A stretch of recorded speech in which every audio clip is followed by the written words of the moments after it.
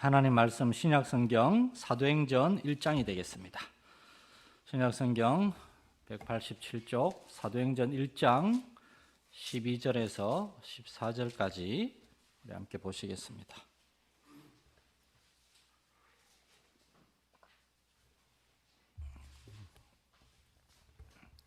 사도행전 1장 12절에서 14절까지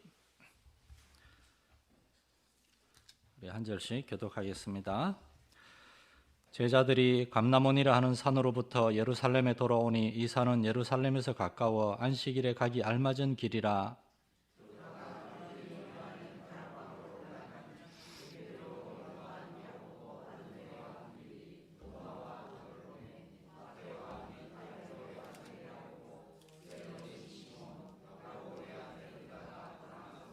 같이 읽겠습니다.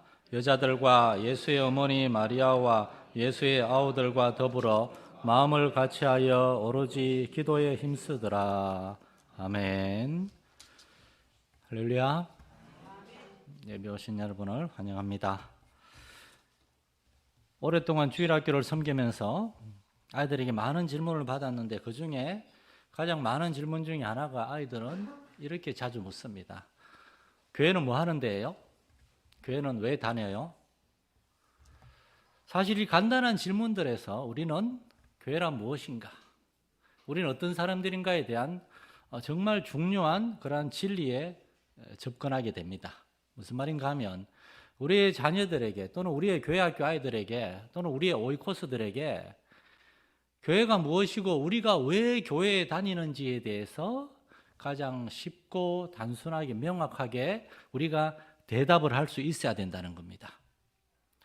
오늘은 교사주일입니다. 교사들은 교회에서 교회학교 선생님들을 가리키는 건데 교회학교 선생님들만 아이들을 가리키는 것이 아니라 사실은 모든 성도들이 우리의 자녀들에게 그리고 하나님이 우리에게 허락하신 오이코스들에게 우리는 하나님의 말씀을 전하고 가르쳐야 되는 사명이 있습니다. 그리고 그 시작은 이 가장 작고 단순한 확신입니다.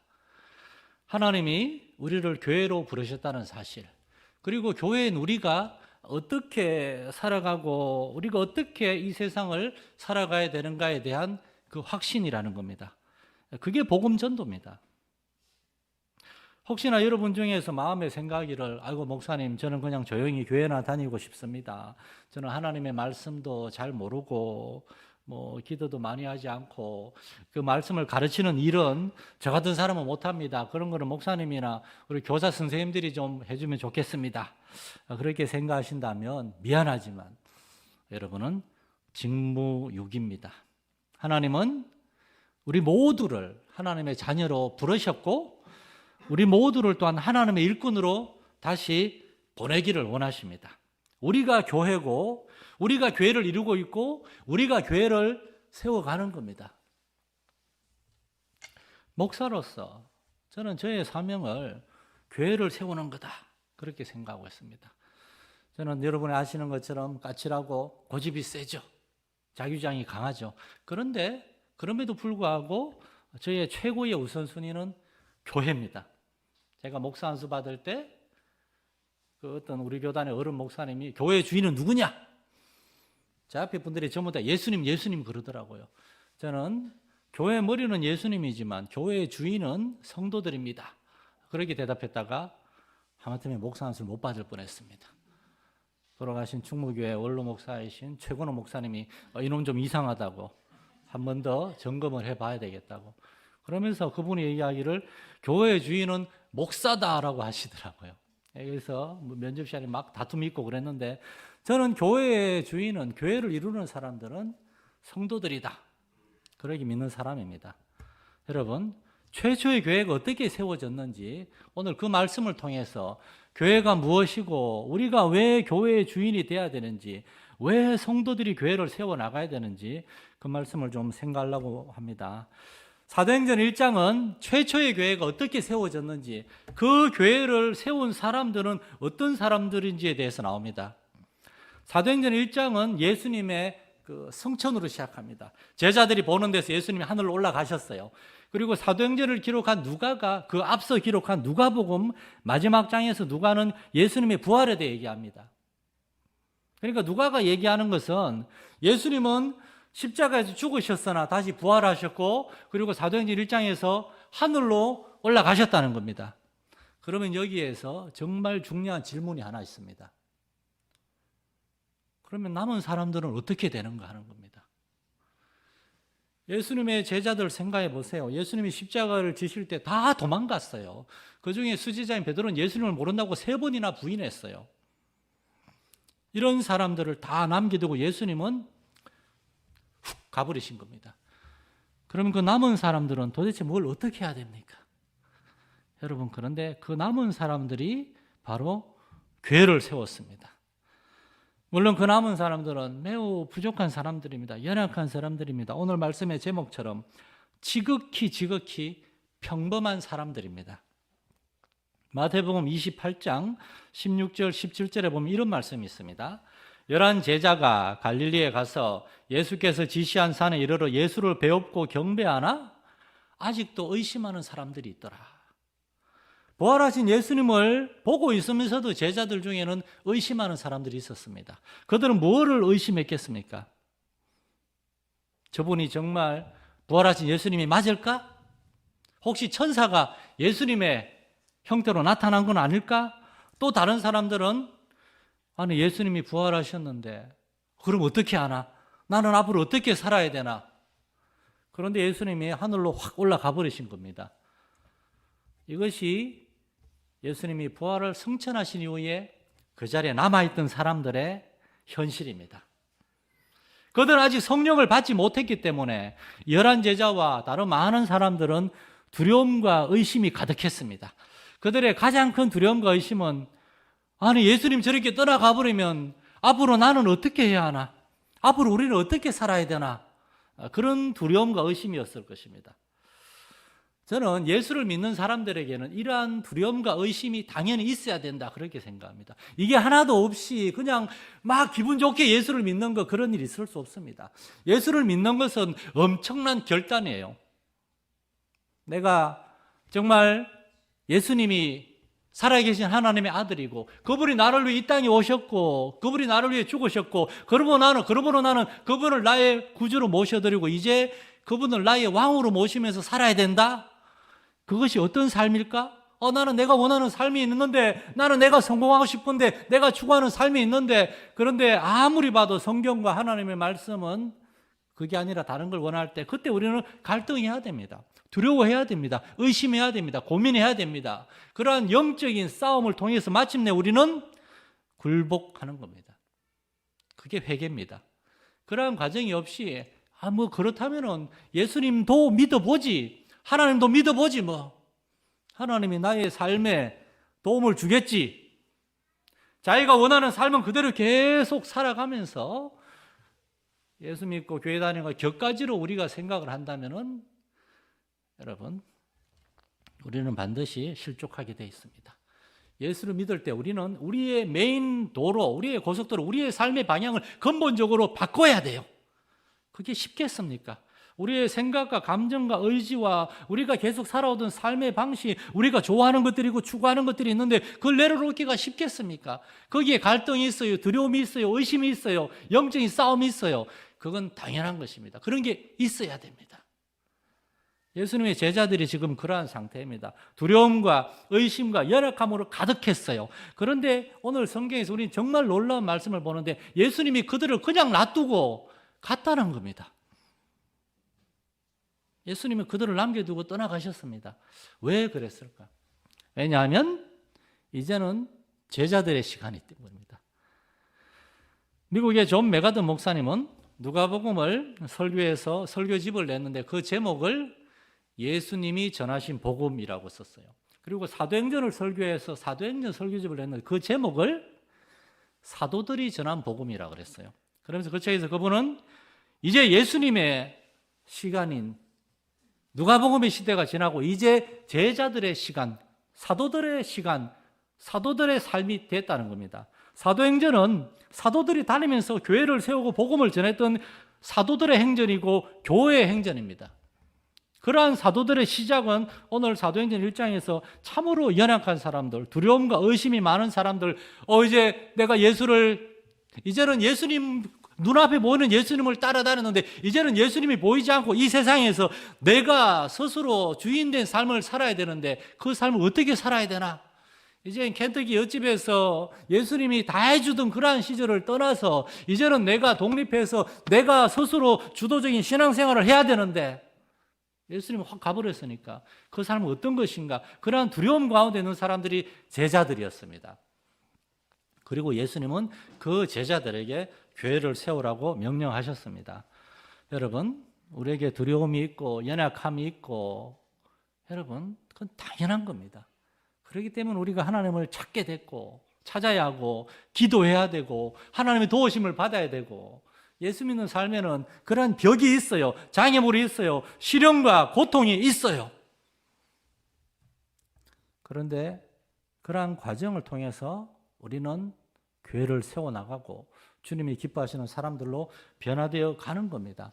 오늘 예수님은 바로 그러한 사람들을 통해서 교회를 세워가셨는데, 자, 첫 번째로 그들은 어떤 사람들인가? 이렇게 연약하고 두렵고 의심 많은 사람들을 예수님은 뭘 보고 그냥 가셨는가?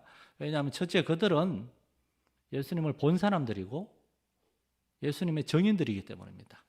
사도행전 1장 3절에 보면 그가 고난받으신 후에 또한 그들에게 확실한 많은 증거로 친히 살아계심을 나타내셨다라고 되어 있어요.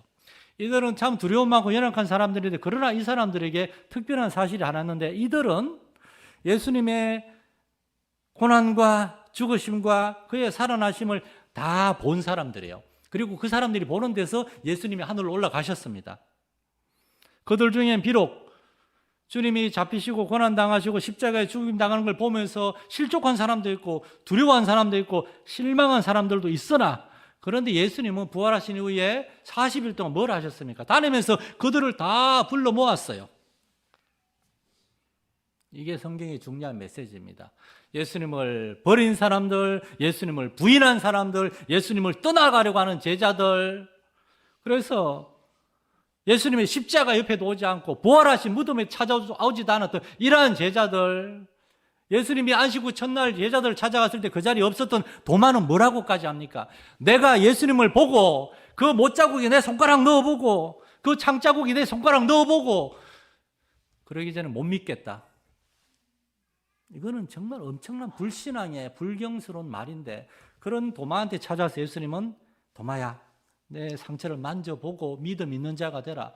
여러분, 예수님은 이런 분입니다. 예수님은 실족한 사람들 다 찾아가서 다 불러 모았어요. 그리고 그들에게 사명을 맡기셨습니다. 여러분, 이것이 얼마나 놀랍습니까? 최초의 교회를 세운 사람들은 예수님이 직접 택하셨고 예수님이 부르셨고 예수님이 끝까지 붙들어준 그런 사람들입니다. 여러분, 우리가 예수 믿는 것도 우리가 수많은 교회들 가운데 이 자리에 와서 예수를 믿게 된 것도 그 여러 교회들 가운데 정말 이 마산 열린교회라고 하는 이 작고 조그맣고 평범한 이 교회에 오게 된 거 여러분 자신의 결단과 선택으로 여기 온 것이 절대 아닙니다.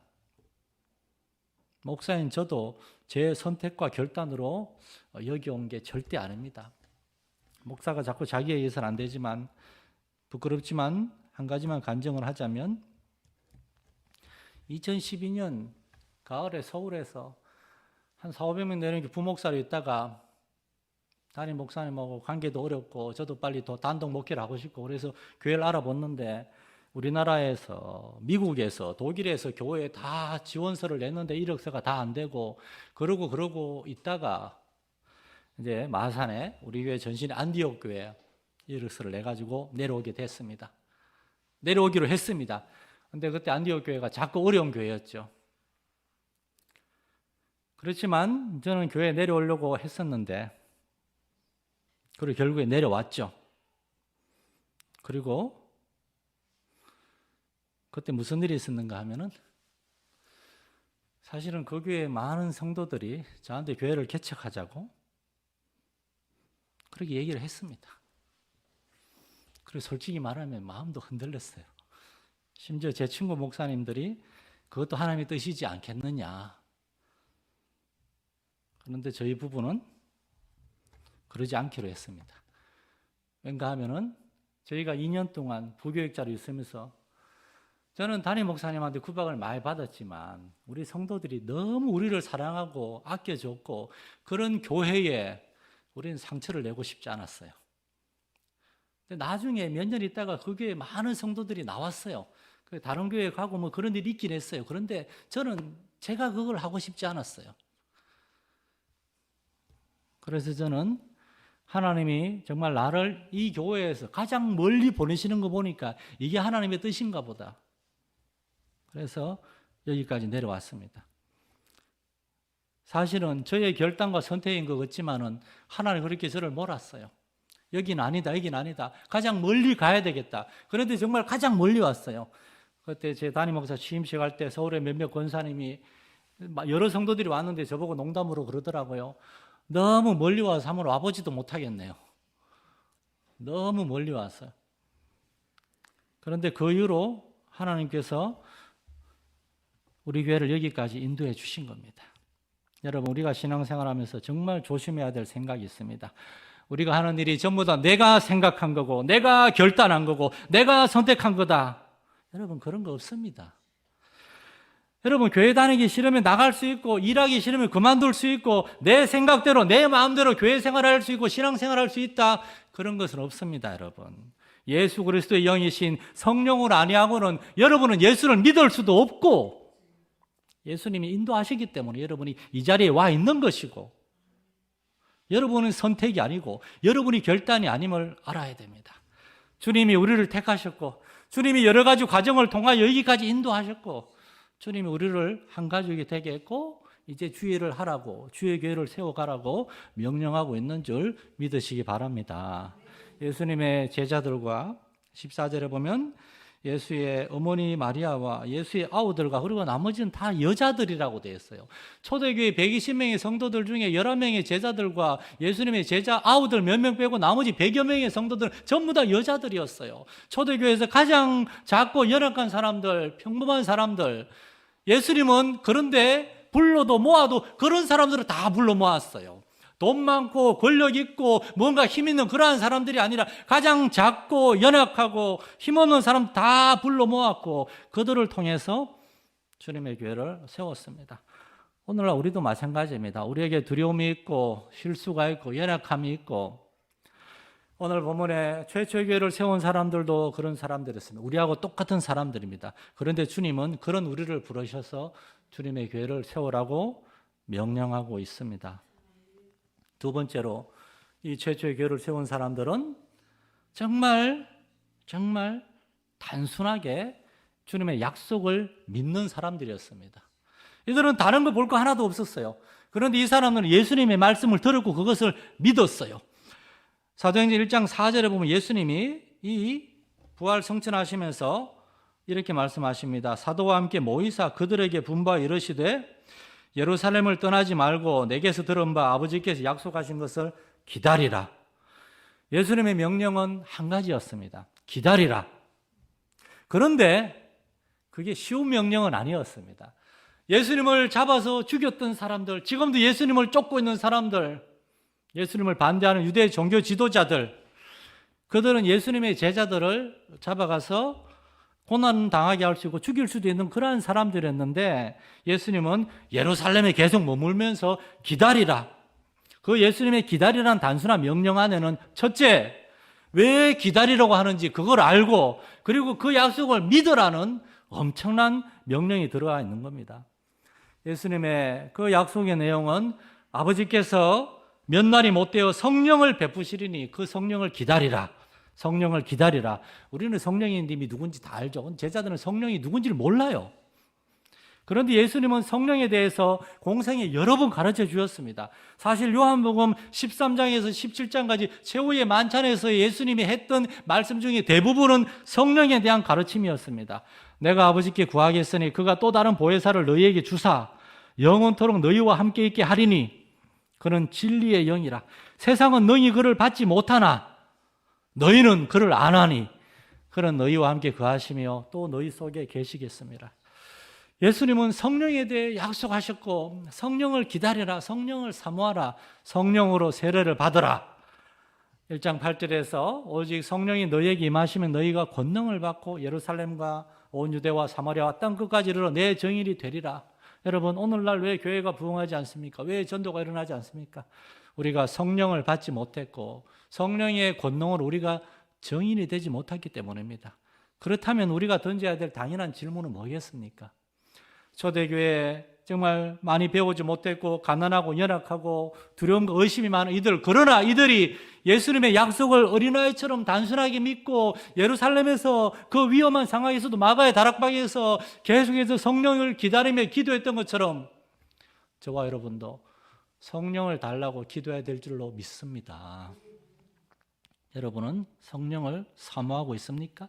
성령님을 더 알려고 하고 성령으로 충만케 되려고 하고 성령이 우리 안에 있는 영적 무기력감, 냉랭함, 세상을 좋아하고 쫓고자 하는 그런 마음 등등을 성령께서 씻으시고 새롭게 하시고 하나님이 주신 믿음과 확신, 담대함을 더하여 주시는 그러한 성령의 충만함을 우리가 구하고 있습니까? 목사가 하는 일이 뭡니까? 교회에서 오늘날 목사가 해야 될 일이 너무나 많습니다. 운전부터 시작해서 밴드 칠도 해야 되고 할 게 많습니다.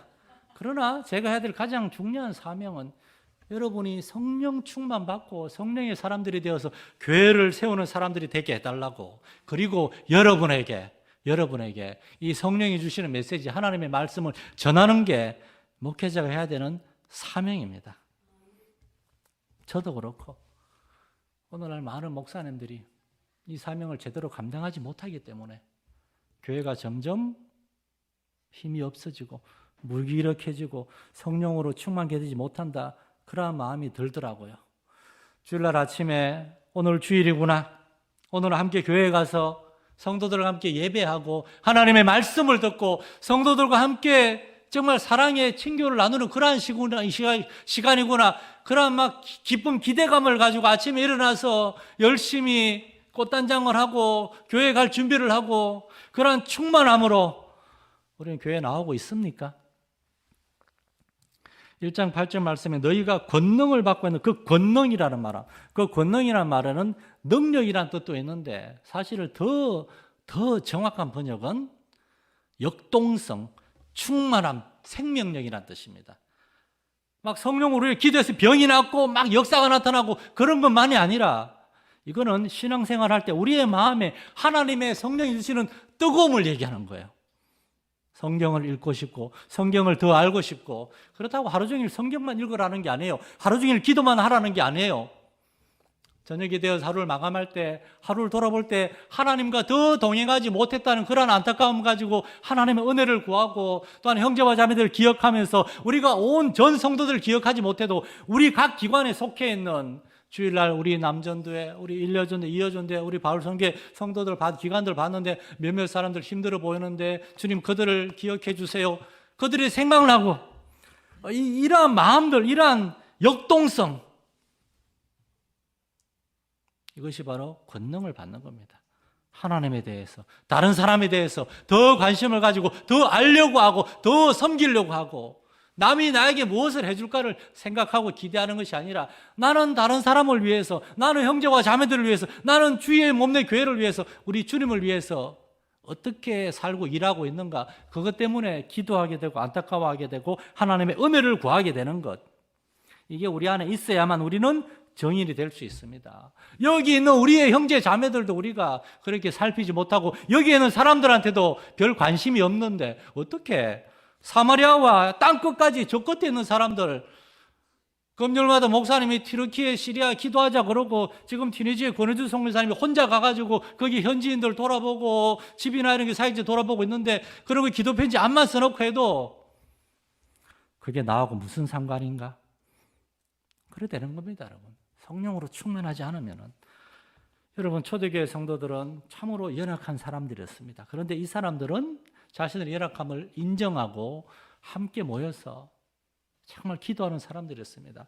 AD 1세기 중반에 예수님이 부활 승천하시고 떠나가셨습니다. 그 당시 유대와 팔레스타인과 지중해 전체를 지배하는 나라는 로마 제국이었습니다. 그러나 세상을 바꾼 건 그 로마 제국의 황제들이나 어떤 군인들이나 어떤 힘 있는 권력자들이 아니라 예루살렘 땅 한쪽 기퉁이의 마가의 다락방에서 모여서 울면서 두려워하면서 성령을 기다리면서 주님이 이렇게 우리를 두고 떠나가시니 우리는 어떡합니까? 정말 주님이 그렇게 가르쳐주신 성령님이 우리에게 임하셔야 되겠습니다. 기도하던 100여 명의 여자들과 20여 명의 연약한 남자들, 그 사람들에게 하나님의 성령이 임하셨을 때 사도행전 2장에 보면은 그 사람들이 예루살렘을 뒤집어 놨고 유대와 사마리아와 땅 끝에까지 30년이 지나기 전에 사도 바울은 그들의 파송을 받아서 그 당시에 땅 끝이라고 하는 지중해의 끝인 서바나, 스페인까지 복음을 전하는 그러한 놀라운 역사가 나타난 줄 믿으시기 바랍니다. 가장 작고 연약하고 보잘것없는 사람들, 그러나 그들이 듣고 그들이 보았던 예수 그리스도를 기억하고 그분의 말씀에 믿음으로 단순하게 순종할 때 하나님께서는 그 120명을 통하여 예수님을 3번이나 부인한 사람들, 예수님의 창자국에 손가락 넣어보지 않으면 예수님 못 믿겠다고 하는 사람들, 예수님이 그들의 눈앞에서 부활 승천하시는 걸 보고도 아직도 의심하는 제자들, 그러한 연약한 사람들, 그런데 그러한 사람들을 통해서 주님은 교회를 세워 가셨습니다. 오늘날 주님은 바로 여러분을 통해서, 우리를 통해서 주님의 교회를 세워가기 원하고 세상을 변화시키기 원하십니다. 그러기 위해서 다른 거 없습니다. 우리 자신이 먼저 주님 앞에 나아가서 내가 기도하고 있는가, 내가 은혜를 구하고 있는가 기도하는 겁니다. 며칠 전에 제가 기도하는데 꿈을 꾼 건지 환상 중에 여기 앞에 이렇게 의자가 착착착착 놓여 있는 게 있더라고요. 이런 말 함부로 하면 안 되지만 그냥 그래서 저기 기도하다가 왜 여기 의자가 있지? 혹시 여기 자리가 없어가지고 여기 앉았나? 저쪽에 예배당도 있는데 뭔 기도인지 모르지만 그때 저는 그런 마음이 들었습니다. 하나님, 그냥 어린아이처럼 단순하게 기도하기 원합니다. 우리 교회는 하나님의 말씀을 듣기를 원하는 사람들, 그러한 사람들이 이 예배당에 차고 넘치고 저기도 타고 넘치고 여기도 올라와도 상관없습니다. 개인 의자 많아요. 하나님의 말씀을 듣고 하나님 참으로 살아계시며 우리의 삶 가운데 일하시고, 그러므로 우리는 그 하나님과 함께 세상에 나가서 우리의 가정에서, 직장에서, 사업체에서 일하기를 원한다. 여기에서 주님의 교회를 세워나가고, 그리고 나의 직장 삶의 현장에서 주님의 나라를 세워나가기 원한다. 그러한 사람들로 가득 차는 교회가 되게 해달라고, 이게 저의 기도 제목이 됐습니다. 여러분, 이를 위해서 우리가 함께 기도할 수 있고, 이를 위해서 먼저 우리가 교회를 세워나가는 사람이 되고, 그러한 사람이 되기 위해서 기도하면서 성령을 사모하는 여러분 될 수 있기를 축원합니다. 하나님 아버지, 우리는 모두 하나님의 자녀로 택함받고 구원을 받았습니다. 그러나 자녀는 제자리에 있는 것이 아니라 자라나야 되고 성숙해 가야 되고, 그래서 마침내 어른이 되고 아비가 되고 일꾼이 되어서 이제 주님의 일을 감당하는 그런 사람이 되어야 되는 줄 믿습니다. 하나님이여, 은혜를 구하게 하시옵소서. 성령님을 사모하게 하여 주시옵소서. 예수 그리스도 안에서 주님의 교회를 견고히 세워가는 일꾼들, 우리는 작고 연약하지만 주님의 교회를 세워나가는 주님의 일꾼들 되게 해 주옵소서. 예수님의 이름으로 기도드립니다. 아멘.